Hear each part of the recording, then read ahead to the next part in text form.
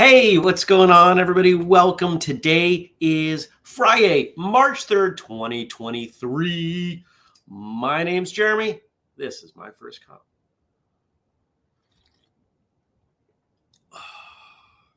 Coffee, a little bit of just powdered cocoa.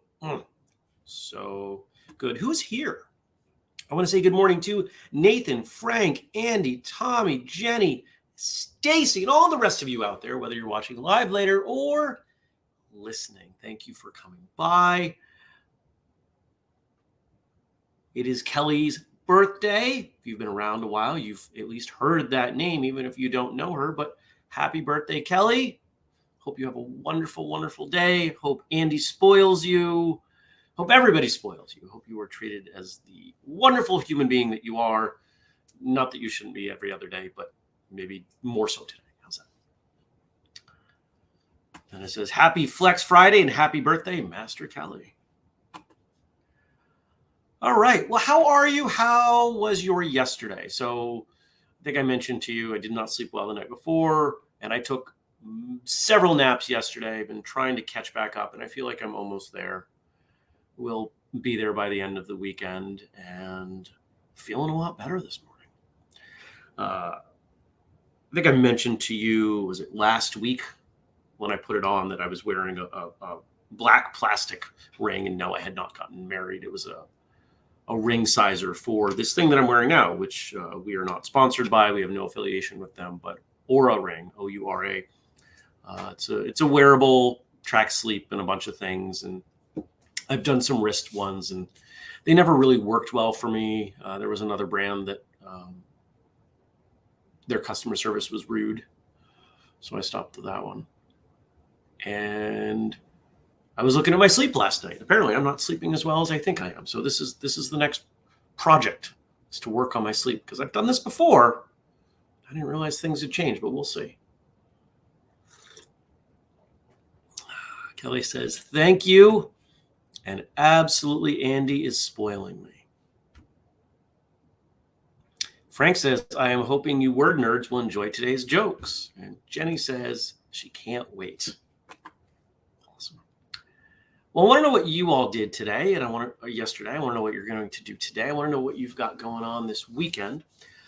So I had several client calls yesterday. All of them went very well. I was quite happy with that, despite being tired. Was feeling run down, but I still got myself to the gym, walked on the treadmill, just kind of stretched and hung out, played with the dog. That was good. Came home, made some dinner, watched some TV, went to bed early, ate something. I ate something, but I also went to bed at 8 something. I don't remember when. Today, I've only got one client call. I've got a bunch of stuff just backed up. I got to get a bunch of stuff over to my accountant for my taxes. And one first meeting with a new client. But there's something this weekend I'm really looking forward to. I think I mentioned it the other day. They have not confirmed with me, which does worry me, but I start an improv class on Sunday, and I'm looking forward to that. It's not too far away. It's on Sundays only, and it actually worked with my schedule, which blew my mind. So I will do that. I'm hoping they write me back. Else I'm just going to have to show up and say, hey, you took my money. What's going on? But other than that, I gotta look closer. It's supposed to snow again tomorrow.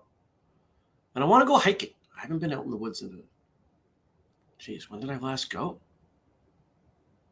January. I didn't get out. I didn't hike February.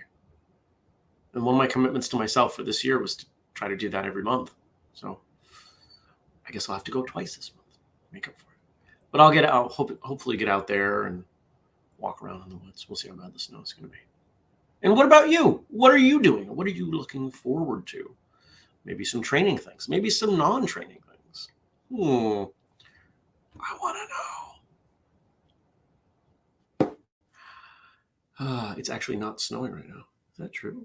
Well, yeah, I see blue skies. It's not snowing. Blew my mind.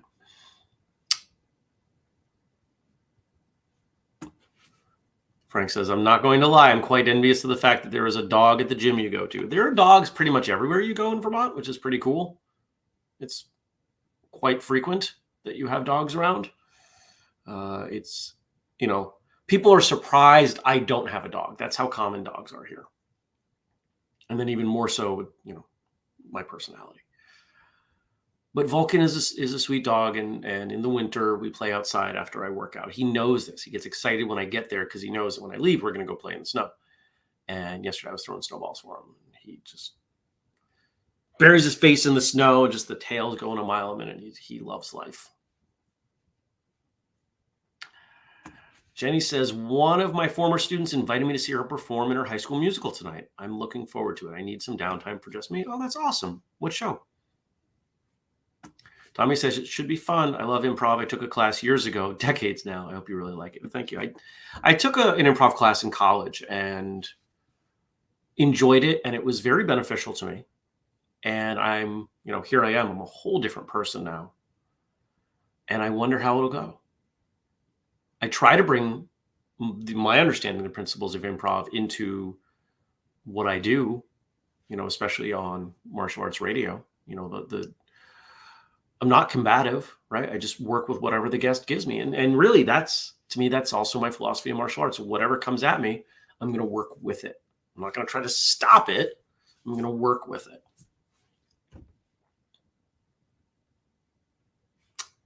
Stacy says about hiking, you should kind of get a pass on February. I'm guessing you hiked in Mexico. That's pretty much all I did. I walked around, but it's not the same. There's a difference between being out in the woods by yourself and walking down a road with hundreds of other people.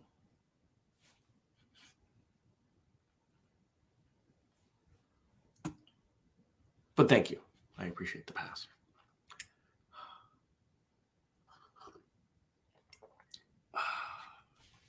Is there anything else? I don't think so. No. So tonight I we'll see. I'll likely go to the gym. We are on track with the conversion from this, or not the conversion, but the additional email-based flexibility program that will be ready for those of you. There are a few of you who are in the first grouping of Kit Clinic. It will be ready for you. Don't worry. We're committed to that. And then I got to figure out the next one. Because I think I told you I want 12 to 15 of them. So, and the show is Mamma Mia. I have not seen that show, but I've heard it is a great show. I was actually thinking if today was going to be a little bit different, I was thinking about going to Montreal for the evening and hang out there tomorrow, but that feels like rushing, and I don't want to rush. I want to relax. Was it last weekend? I think last weekend was the first weekend I was home all weekend in like a month and a half. I like my house.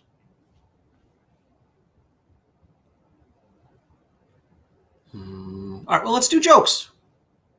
And if you guys want to tell me what you're doing today or what you did yesterday or what you're doing this weekend, actually, I'd love to hear, for those of you who have checked out the Martial Arts Radio Word Association episode yesterday, kind of want your feedback. Frank gave us jokes because it is Friday, and we're gonna check those out now. Thank you, as always, to Frank for all of your work. Thank you to Josh for our theme song, Denise for the audio. The jokes for Fun Day Friday. Tomorrow is National Grammar Day. Have you ever heard a grammar teacher tell a story? It's always intense.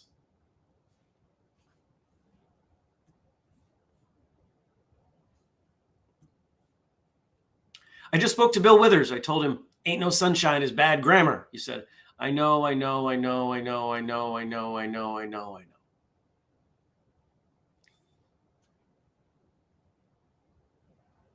What happened when the semicolon broke grammar laws? It was given 2 consecutive sentences. The semicolon, the most difficult grammatical construct to use? I don't think it needs to exist, but what do I know? Why is nostalgia like grammar? We find the present tense in the past perfect. What do you say to comfort a friend who's struggling with grammar? There.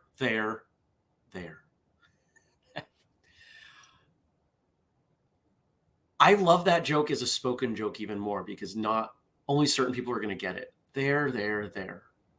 Yeah, I don't think everybody's going to get that. That's wonderful. I'm unhappy with my made up, mediocre, cheesy joke about my bad grammar. I want to make a Gouda one. Why did the grammar teacher go to jail for so long? He had a run-on sentence.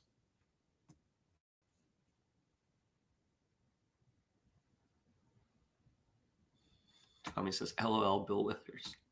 I wonder how many people know that song these days. It's a great song. First rule of English grammar, double negatives are a no-no.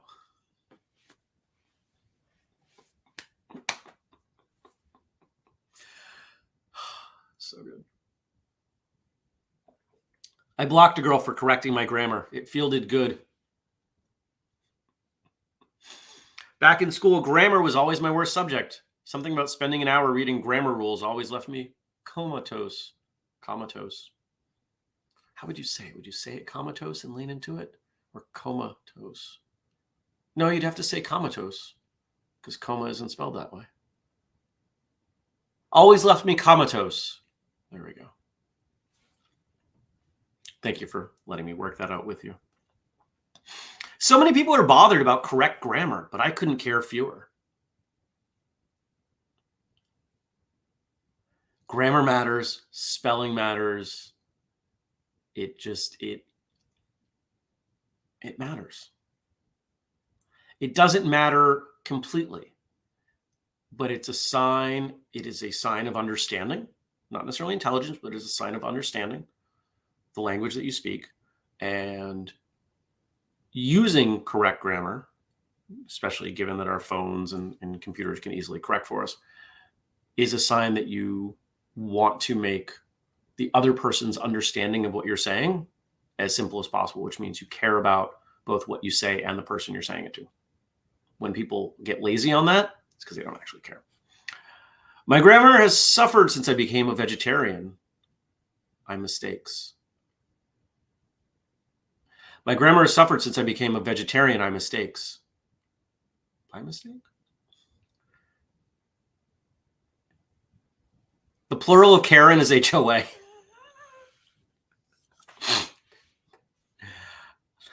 I don't know if anybody's going to enjoy that one as much as I do, but that's a joke.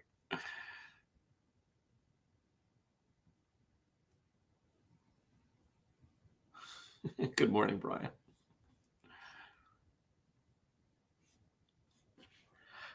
Thank you, Frank. Those were good. There. Stacy liked the HOA one too. Good. Jenny says, those were amazing, Frank. Yes, they were. The fact that here we are years in and this man continues to come up with jokes that we have not done before blows my mind, and I am super impressed. Tommy says, thank you, Frank. And of course, Frank gave us other stuff to talk about, some quotes. We've got another set of quotes from Irma Bombeck, and let's see what direction those take us in.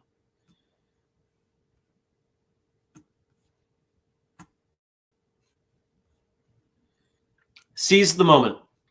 Remember all those women on the Titanic who waved off the dessert cart.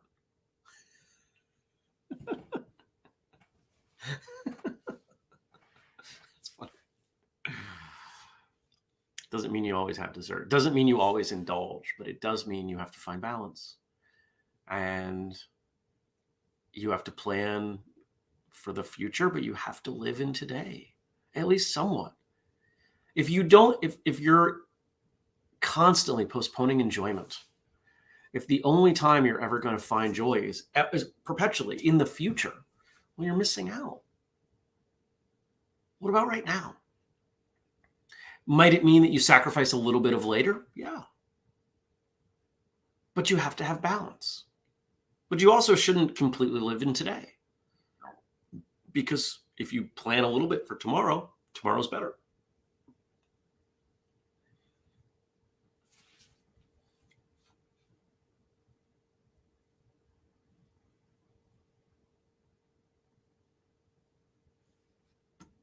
Frank says, that last one really made me crack up when I first read it. My mom and I used to live in a condo, and yes, there is a degree of truth to that. HOAs are the only voluntary form of government. If you move into a space with one, you are asking to be governed more. You ever thought of it that way?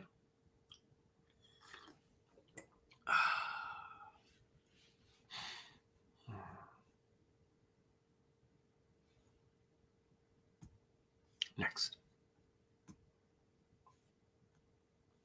When my kids become wild and unruly, I use a knife-safe playpen.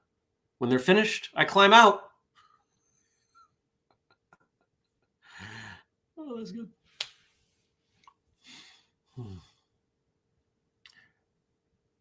How many of you have ever taught a class or taught anything, I guess, but I'm thinking specifically of martial arts, where you lost control, where they went so far that you really couldn't get them back, and you probably spent the rest of the class playing games. That or you ended early. I haven't had that happen in a long time, but I have had it happen where one of the kids usually starts because one of the kids says or does something funny, and I out funny them, and then it just gives the rest of the kids permission to be funny, and they don't believe me when I tell them to stop. And now we just have a whole bunch of people being funny, and I'm trying not to laugh, and the parents are trying not to laugh, and the adults getting warmed up for the adult class are trying not to laugh.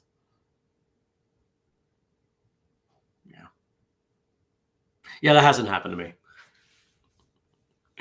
Tommy says, that happens a few times a year with me. I believe it. When the kids do something funny, it's hard not to laugh. One of my most vivid memories of my childhood, I was old enough that I was going to the adult class, but I was still a kid. I was probably 11 to 14, somewhere in there.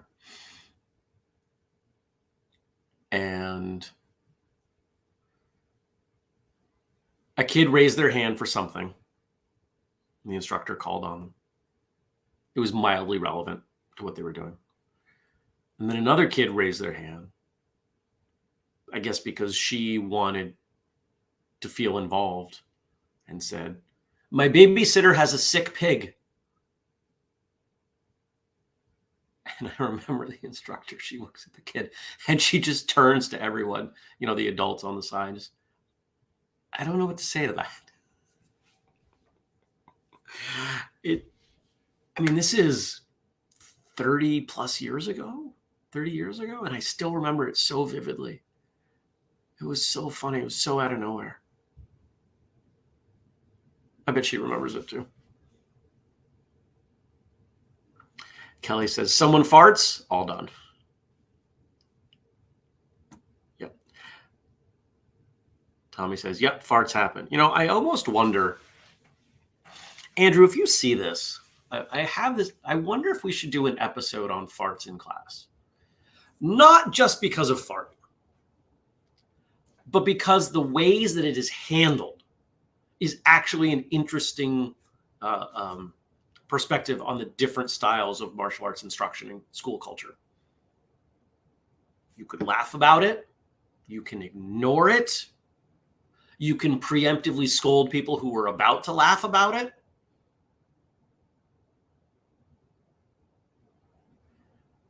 You can remind everyone that it's a natural biological function and that laughter is unnecessary, right? So there's 4 right there. And the way you do something is the way you do everything. Andrew, I think we should do an episode on that. Hopefully he watches. I bet he will, because it's Friday, especially on Friday. Jenny says, better out than in. Well, it's always out. Like, where else is it going to go? Okay, here's another one. Strongly discourage this method. Brian says you can one-up them and let a bigger one rip. And what happens when you try to have a farting contest with small children?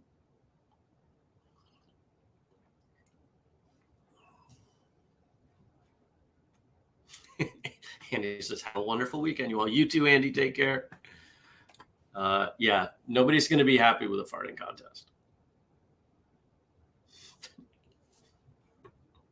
Brian says in white uniforms. All right, I'm calling an end to that subject.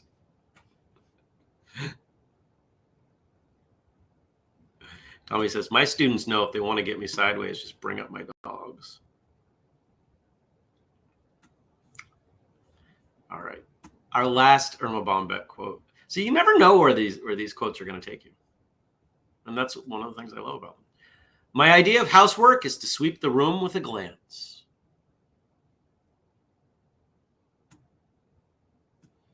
I suppose there are a few ways we could take that.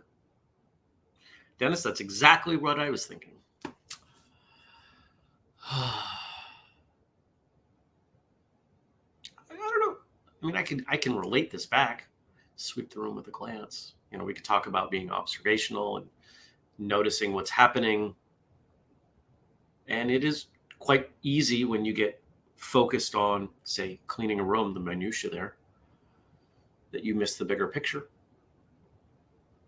But I think the quote was meant more humorously.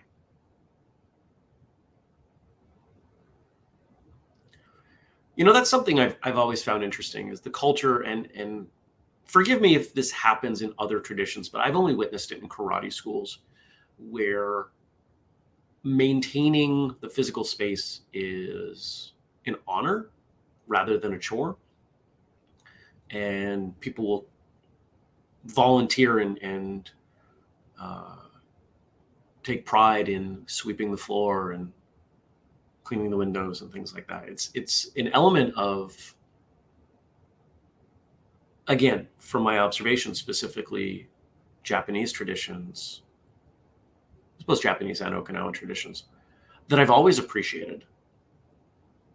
The idea that, you know, it's collaborative. We're all here to train and we have this space. And yeah, the instructor probably owns the space or rents the space, and the instructor probably makes money, but it doesn't mean that we can't take pride in this space, especially when everybody's doing it. And doubly especially when it has nothing to do with rank, when you're just as likely to see a yellow belt grab the broom as you are a black belt. Maybe even more likely. Because without the space, what's our training? It's nothing. We can't train without a space. Now, you could train outside, but that's still your space. Are you picking a sloping, gravelly area under direct sun? Probably not. You're choosing a space that's probably a little more comfortable, a little more conducive to training, right? So the space does matter for our training.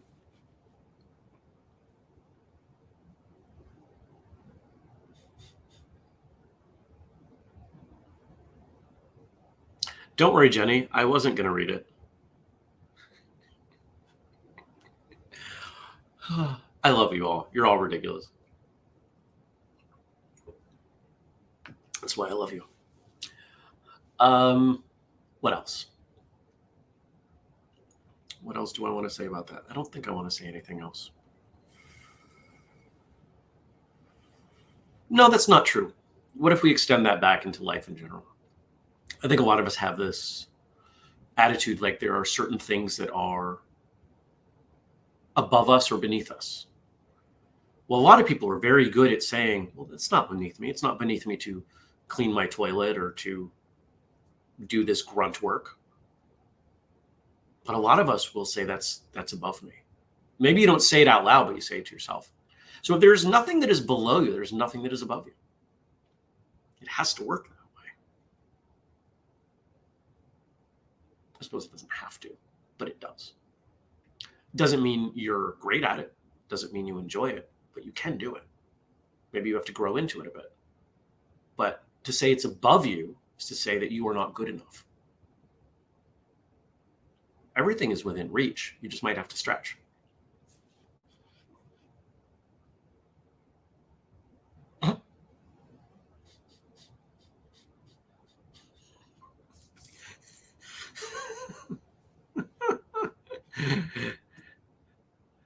Frank says, when I submitted these quotes days ago, I was so not expecting the conversation to go there. The chat is deteriorated. I've lost control. Just as the example I gave of losing control in class. And I think that that is hysterical. And I won't say I've lost control, but it's the more active that they've been. You're all wonderful. I think that's it. I hope you have a great day. Hope you have a great weekend. Hope whatever you're doing is wonderful. Kelly, have an amazing birthday. Stacy, it feels like it. Oh no, Brian says we broke Jeremy. This is not broken. Broken is when I fall over, which happens during award committee meetings. Thank you for being here. Thank you for coming together with me and allowing us to start our day with such humor. This doesn't happen solo, right? Like, we get to laugh together, and I think that's great. I appreciate you. And if you appreciate the other things that we do, consider all the things you can do to help. The 3 biggest ones: buy something at whistlekick.com using the code FirstCup15. There's some new apparel out there. The new sunflower collection is out. It's fun. I think you'll like it. Gear, training programs, all that good stuff. You can join the Patreon. It starts at $2 a month. $2 a month, and you know who's coming up on the show. I just posted yesterday. And if you want the entire list, all the things you can do to help, we've got the family page, which I do update at least once a week, whistlekick.com/family. Some behind the scenes exclusive stuff, as well as all the things that I ask of you over time. If you are part of our mission, if you're part of our family, connect, educate, and entertain. We want everybody in the world to train for 6 months. Help us get there. Appreciate those of you who contribute to the Patreon and make purchases and share stuff, all the good stuff. And even if your contribution is your time, I appreciate that just as much. Thank you all, and I'll see you back here on Monday. Take care.